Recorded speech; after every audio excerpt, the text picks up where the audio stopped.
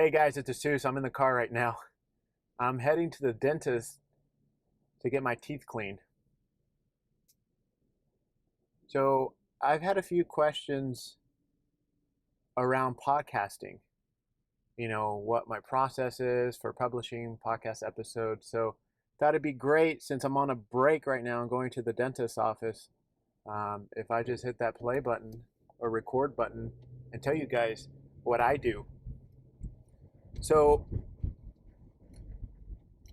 believe it or not, I don't outsource really anything for podcast episodes, for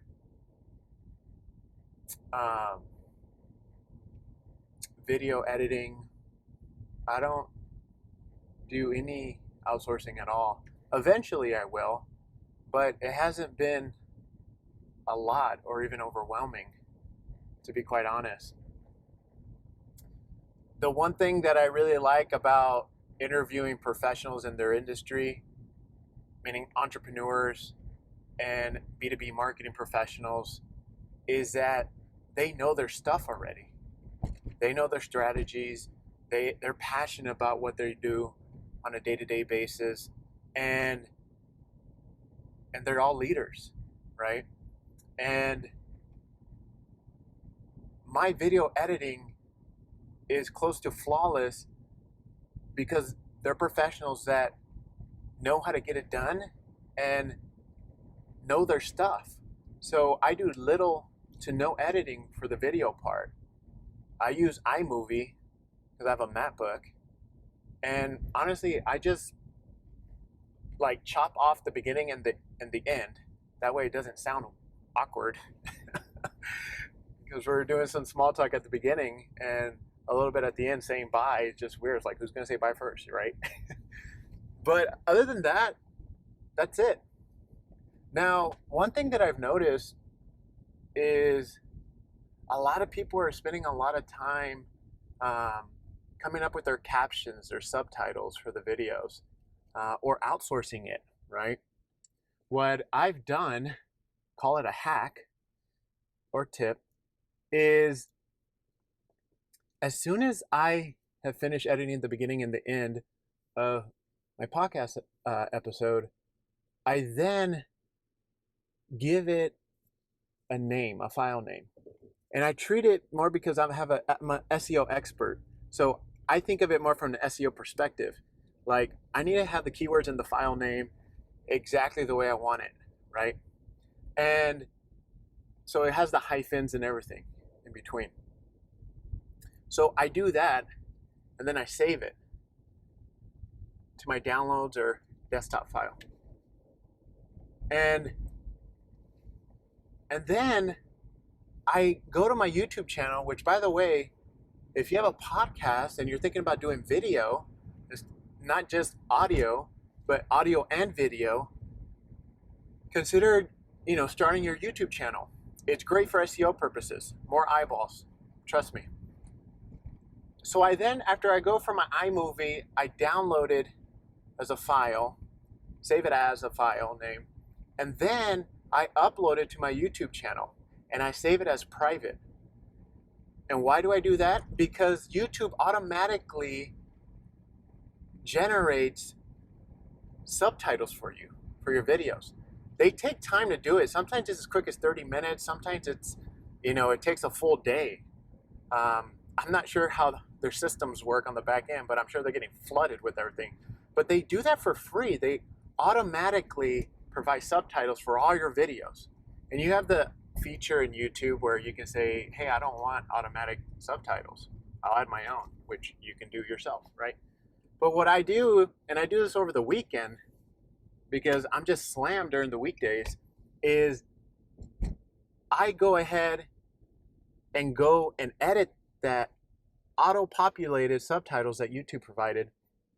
So if I do a podcast interview on Tuesday, which I usually do around Tuesday afternoons at 1:30, I wait till the weekend to do all the editing, which is not a lot, honestly. And what takes more than anything is just uploading the file to YouTube. That takes the longest.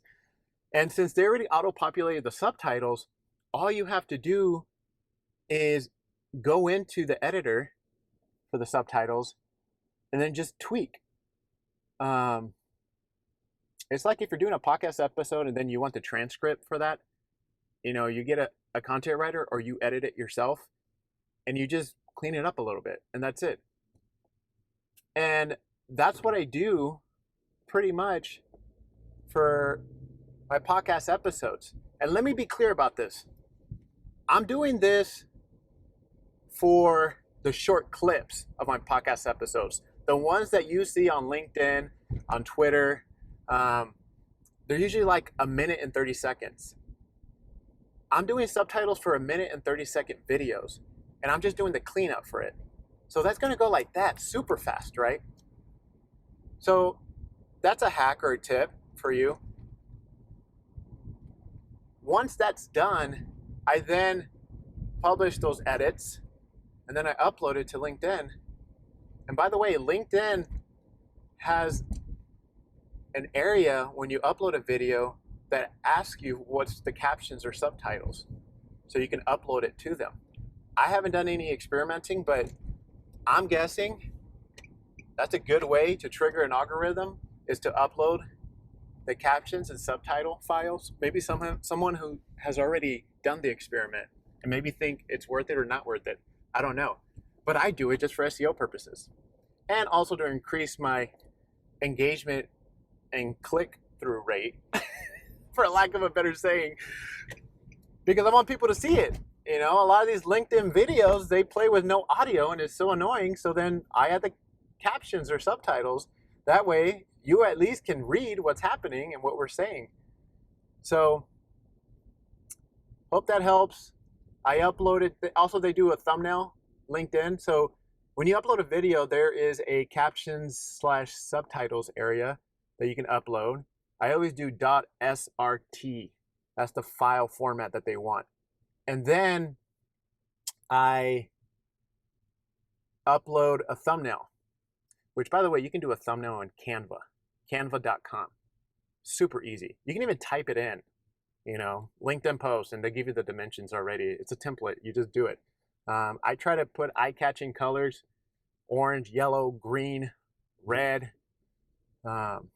Just think of highlighters, highlighting colors. And then I promote the individual that I'm interviewing.